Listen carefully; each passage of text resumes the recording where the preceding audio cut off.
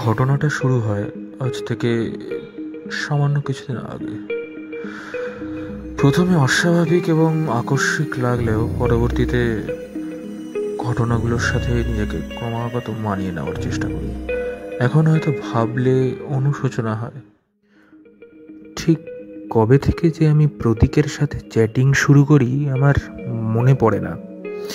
ও যেন কি একটা মেডিকেল কলেজ নাকি সে পরে বলেছিল, নামটা যদিও আমায় কখনো বলেনি। আমাদের চ্যাটিংগুলো মেইনলি হয়ে থাকে রাত জেগে পড়া, ডিপ্রেশন, ঘুম না হওয়া, এইগুলো নিয়েই।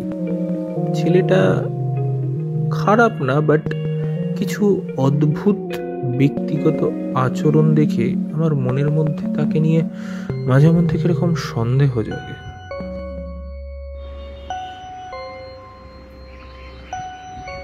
এখন আবার কি হলো এর? ভাই শোন না। হ্যাঁ বল, কি হয়েছে? মাঝে মধ্যে কি হয় এর কে জানে।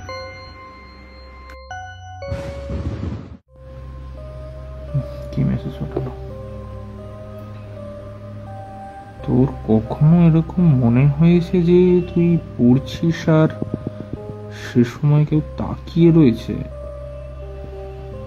এক দৃষ্টিতে অপলক ভাবে? এর কি হয়েছে ভগবান জানে। সিক্স সেন্স বা গেস পারসেপশনের কথা বলছে কি? ভাই একটা সাজেশন দিচ্ছি, রাত জেগে পড়াশোনা একটু কম কর, ঘুমা, কাজ দেবে, নয়তো এরম ভাঙ মাতালের মতো বকবি। কে জানে এর কি হয়েছে।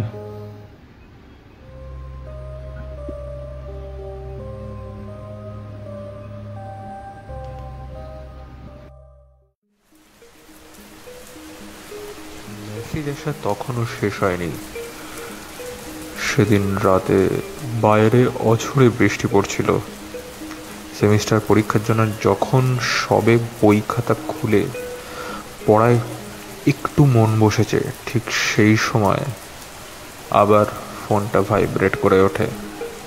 ভেবেছিলাম আর হয়তো মেসেজ আসবে না, কিন্তু যা ভাবা তার ঠিক উল্টোটাই হয়। মেসেজ আবারও আসে। হ্যাঁ, আবারও আসে, এবারও ঠিক সেই প্রতীকের কাছ থেকেই।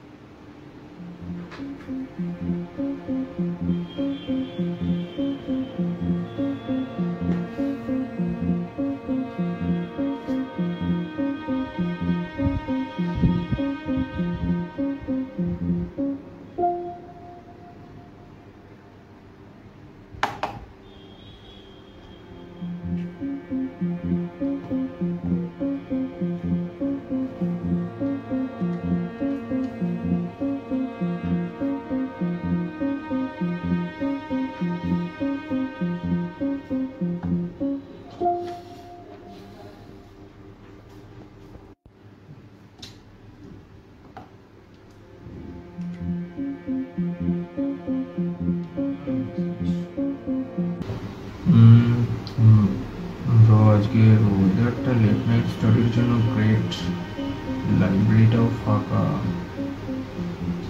তুই কি বলিস? অদ্ভুত ছেলে তো।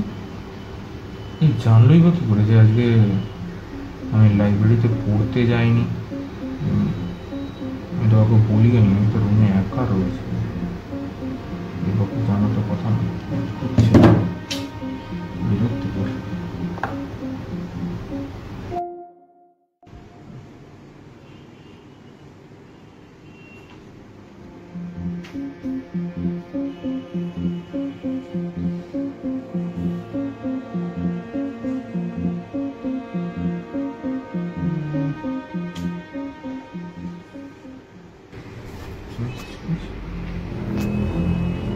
কিরে লাইট বাড়ালি কেন? দেখতে সমস্যা হচ্ছে। অদ্ভুত ছিল তো। আরে জানছেই বা কি করে আমি কখন কি করছি না না করছি? আমি তো খুবই একা, এমনিতে তো জানার কথা না। ভগবান, সেদিনকে কেন যে মেসেজের রিপ্লাই দিয়েছিলাম, বিরক্তিকর।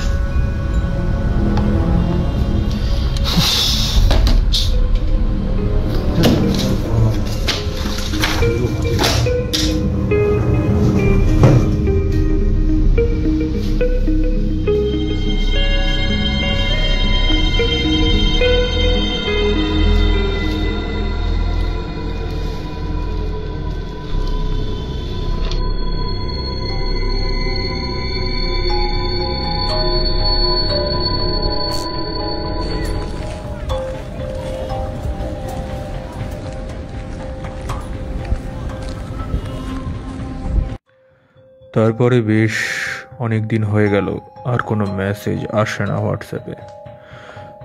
রাত পেরোলেই পরীক্ষা। সেমিস্টারের জন্য প্রস্তুতি খুব একটা ভালো হয়নি, সেজন্য লাইব্রেরি থেকে বেরোতে সেদিন বেশ রাতই হয়ে গেল। প্রায় 11টা বাজে তখন। লাইব্রেরি ফাঁকা, আমি একা বসে রয়েছি। আর অল্পক্ষণ পরেই বেরিয়ে যাব যখন ভাবছি, ঠিক তখনই পেছন থেকে একটা পায়ের শব্দ কানে এলো, খুব হালকা। আস্তে আস্তে শব্দটা যেন আমার দিকেই এগিয়ে আসলো, কিন্তু যখন সেটা আস্তে আস্তে আমার কাছে এসে ঠিক আমার পিছনেই এসে থামলো, তখন আমি ঘাড় ফিরিয়ে দেখতে বাধ্য হলাম। এখন হয়তো মনে হয় সেদিন রাতে অতক্ষণ লাইব্রেরিতে না থাকলেই বোধহয় ভালো হতো। কটা বাজে? 11টা বেজে গেল প্রায়। আস্তে আস্তে বাড়ি ফিরতে হবে হোস্টেলে। এরপরে আবার এখনো খাওয়া হলো না।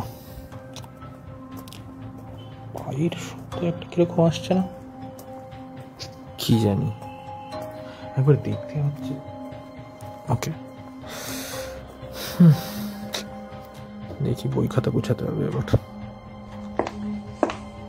কি? ও সত্যেন্দা, তুমি তুমি এত রাতে এখানে কি করছো? কিরে অনি, এখনো লাইব্রেরিতে পড়ে আছিস কেন? আরে এমনি সামনে পরীক্ষা না, সেমিস্টার রয়েছে কাল বাদে পরশু, তো এখন না পড়লে আর কবে? সেরকমভাবে সত্যি কথা বলতে সেমিস্টারের প্রিপারেশনটাও ভালো হয়নি আসলে। একটা এমন ঘটনার ভিতর ফেসে গেছি, মানে কদিন ধরে সত্যি মেন্টালি খুব ডিস্টার্বড রয়েছি আর কি। কিভাবে বোঝাই তোমায়? কেন রে, কি হয়েছে হঠাৎ এমন এতটা বিরক্ত দেখছি তোকে? আর বলো না, কি বলবো, এই কদিন আগে একটা আননোন নাম্বার থেকে মেসেজ এসেছিল। ছেলেটার নাম বোধহয় প্রতীক, বললো তো তাই। তো সে ওরকম তার সাথে কথা বলছি এবং সে খুব অদ্ভুত রকমের মাঝে মধ্যে মেসেজ করে, অদ্ভুত রকমের কথাবার্তা বলে, কোশ্চেন করে, এবং যার কোনো উত্তর সে কখনো দেয় না। 1 মিনিট দাঁড়া, তুই নামটা এক্ষুনি কি বললি আরেকবার বলতো? নামটা তো প্রতীক। কেন, তুমি জানো নাকি? তুই ঠিক জানিস কি নামটা প্রতীকই তো? প্রতীক দাস। হ্যাঁ, প্রতীক দাস। আমার মনে ছিল না আসলে। তুমি কি করে জানো বলো তো এই সমস্ত? এই নামটা তুমি কি করে জানলে?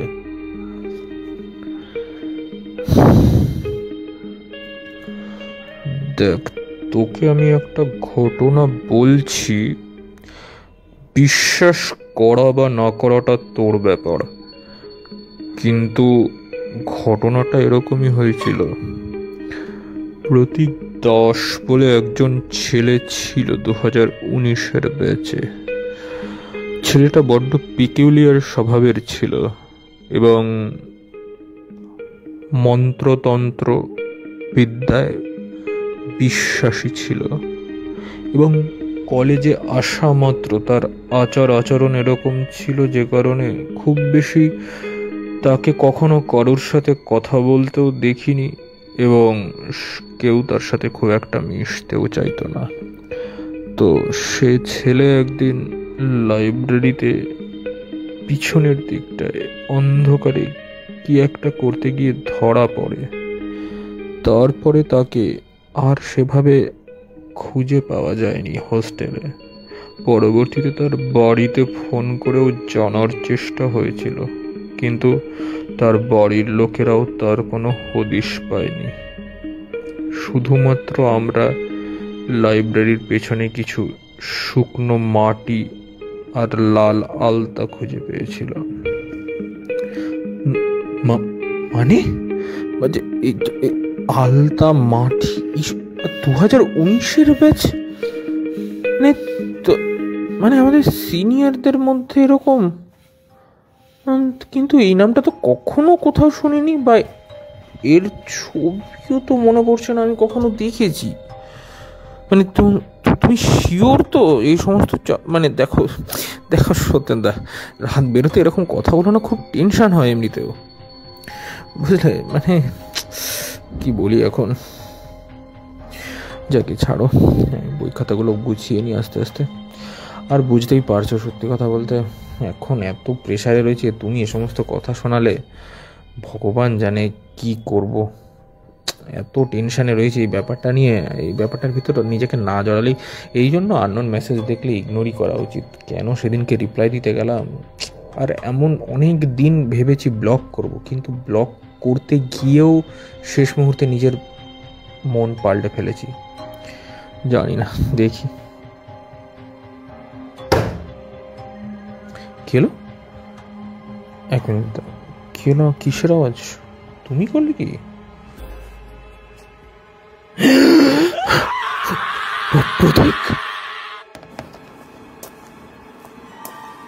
হ্যাঁ, গল্পের এখানেই শেষ, অথবা হয়তো নতুন কোনো একটা গল্পের সূত্রপাত হবে, জানি না। ভবিষ্যৎ নিয়ে আর ভাবার ইচ্ছাটুকুও নেই আমার মধ্যে। তবে এটুকু বলতে পারি, রাত বেরোতে একা লাইব্রেরির অন্ধকারে বসে না থাকাই হয়তো তোমাদের জন্য ভালো। কারণ আমাদের পরিচিত জগৎ আর অপরিচিত জগতের যে গণ্ডিটা রয়েছে, সেটা দিনের হয়তো কখনো কখনো খুব পাতলা হয়ে আসে, এবং সে সময় ওই অপরিচিত জগতের বাসিন্দারা সুযোগ পেয়ে ঢুকে পড়ে আমাদের এই পরিচিত জগতে। জানি না, এটাই হয়তো সবচেয়ে ভালো ব্যাখ্যা আমি দিতে পারবো আমার অভিজ্ঞতার। কারণ পরদিন সকালে আমার ঘুম ভাঙে আমার হোস্টেল রুমের বেডে। রুমমেটরা ধরাধরি করে ডাক্তারের কাছে নিয়ে গেলে জানতে পারি মস্তিষ্কের ওপর অত্যাধিক চাপে আমার ক্ষণিকের জন্য মস্তিষ্ক বিকৃতি হয়েছিল। আমি আমার জ্ঞান চেতনা লোপ পাই। সেদিন সিসিটিভি ফুটেজে আমি বাদে আর ওখানে একজন মানুষেরও কোনো চিহ্ন পর্যন্ত ছিল না। আরও জানতে পারলাম আজ থেকে ঠিক 2 দিন আগে সত্যেনদা নিজের বাড়ি থেকে এক বর্ষার রাতে বেরিয়ে আর বাড়ি ফেরেনি। জানি না কি হচ্ছে, কি হবে, সত্যি আর কিছু জানি না। তবে যদি এরপরে সত্যেনদার মতো তোমরাও আমাকে খুঁজে না পাও, তবে জেনে নিও আমার সাথে কি ঠিক হয়েছিল। তোমরা সাবধান হয়ে যেও। আমি হয়তো জানি না নিজেকে বাঁচাতে পারবো কিনা, তবে তোমরা ধোকারের হাতছানি থেকে দূরে থেকো।